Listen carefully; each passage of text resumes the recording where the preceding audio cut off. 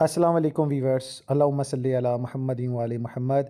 आज इस वीडियो के ज़रिए तमाम यंग अलर्ट जो प्रैक्टिकल फील्ड में न्यू हैं उन सभी के साथ एक जजमेंट शेयर करने जा रहा हूँ जो आपकी प्रैक्टिकल फील्ड के हवाले से है। अक्सर औक़ात ऐसा होता है कि मुलज़िम अदालत में गैर हाज़िर रहता है और अदालत उसके नॉन बेलेबल अरेस्ट वारंट जारी कर देती है। इस हवाले से एक जनाब आला आप सभी के साथ जजमेंट शेयर कर रहा हूँ जो आपको प्रैक्टिकल फील्ड में आप अगर इस तरह के केसेस को फेस कर रहे हैं तो आपको जनाब आला काफ़ी बेनिफिट प्रोवाइड करेगी।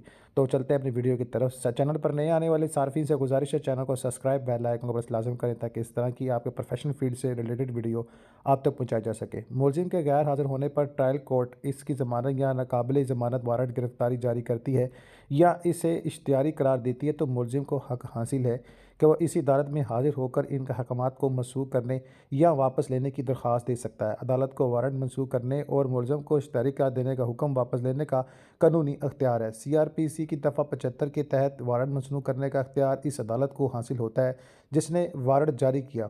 अदालती कार्रवाई के अहकामात बाशमूल समन, वारंट और अलामिया का बुनियादी मकसद मुलज़म को अदालत में पेश करवा कर कार्रवाई का सामना करना होता है और बाज़ दफ़ा ऐसा होता है कि जो एड्रेस मेंशन किया जाता है उस एड्रेस तक ये नहीं पहुंचता है तो सम ऑफ टाइम इस तरह के भी मामले होते हैं तो पता नहीं होता मुलज़म को और इस बिना पे भी अरेस्ट वारंट जारी हो जाता है। फिर इसमें भी कोई इशू नहीं है, आप वकील के साथ पेश हों, अल्लाह पाक खैर फरमाएंगे।